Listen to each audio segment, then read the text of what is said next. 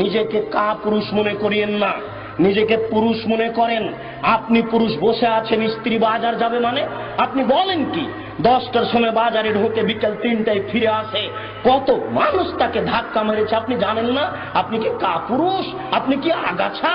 আপনি কি কাপুরুষ? আপনি কি আগাছা?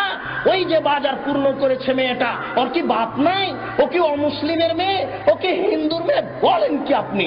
হিন্দুর একটা বৈশিষ্ট্য আছে, কপালে টিপ দেয়, দেখেননি আপনি? হিন্দুদের একটা বৈশিষ্ট্য আছে, হাতে শাখা ব্যবহার করে, সাদা চুড়ি ব্যবহার করে। হিন্দু মেয়ের একটা বৈশিষ্ট্য আছে, কপালে টিপ না দিলে বের হবে না বিবাহের পরে। বাজার দখল করেছে আপনার মেয়ে, নিজেকে কাপুরুষ মনে করিয়েন না। ঠিক আপনার সব জীবনে জন্ম দিতে পারলেই বাপ হওয়া যায় না, প্রসাব করাতে পারলেই মা হওয়া যায় না।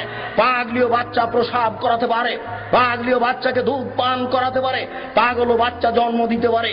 পাগলের মধ্যে আর আপনার মধ্যে পার্থক্য কি? আপনার মেয়ে বাজারে যাবে না। আপনার মেয়েকে লক্ষ্য করে আল্লাহর নবী বলছেন, মনে হচ্ছে যেন তিনি দেখে দেখে বলছেন।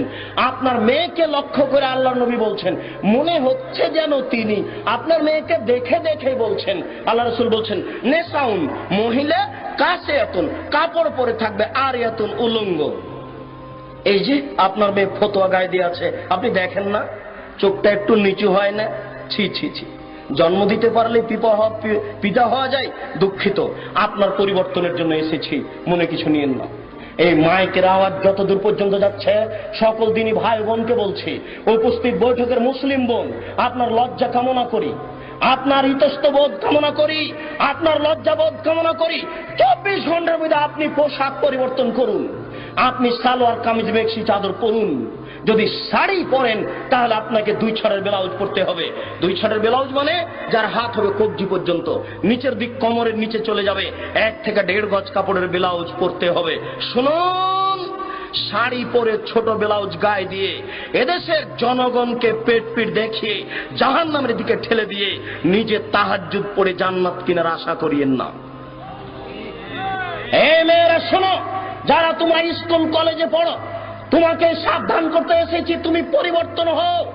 আল্লাহ তাআলা বলছেন, কুল হাল ইয়াস্তাবিল্লাযীনা ইয়ালামুনা ওয়াল্লাযীনা লা ইয়ালামুন ইন্নামা ইয়াতাযাক্কারু উলুল আলবাব। হে নবী, আপনি বলুন, যারা লেখাপড়া জানে আর যারা লেখাপড়া জানে না তারা কি সমান? নিশ্চয়ই শিক্ষিত মানুষ উপদেশ গ্রহণ করে, নিশ্চয়ই শিক্ষিত মানুষ উপদেশ গ্রহণ করে, নিশ্চয়ই শিক্ষিতা নারী উপদেশ গ্রহণ করে। তোমাকে বলে যাচ্ছি, সকাল হতে হতে যদি তোমার পোশাক পরিবর্তন তুমি না করো তাহলে তুমি শিক্ষিতা নও।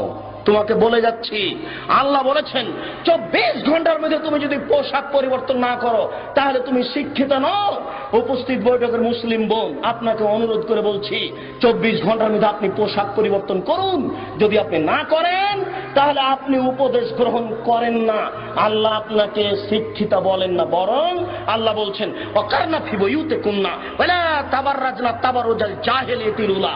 হে মুসলিম মহিলা, বন্যতার যুগে, বর্বরতার যুগে, অসভ্যতার যুগে নারীরা যেভাবে রাস্তাঘাটে ঘুরত প্রদর্শনী দিয়ে, তোমরা সেইভাবে ঘুরো না, বাড়িতে থাকো। যারা নগ্ন হয়ে চলে, যারা ফতোয়া গায়ে দেয়, যারা ছোট ব্লাউজ পরে, যারা মাথার চুলকে ছোট করে খাটো করে, যারা জিন্স কাপড়ের প্যান্ট পরে গেঞ্জি গায়ে দিয়ে উলঙ্গ হয়ে জাতির সামনে ঘুরে, এরা শিক্ষিতা নয়। আল্লাহ তাদেরকে বলছেন, এরা বন্য, এরা বর্বর, এরা অসভ্য, এরা অশিক্ষিতা। অতএব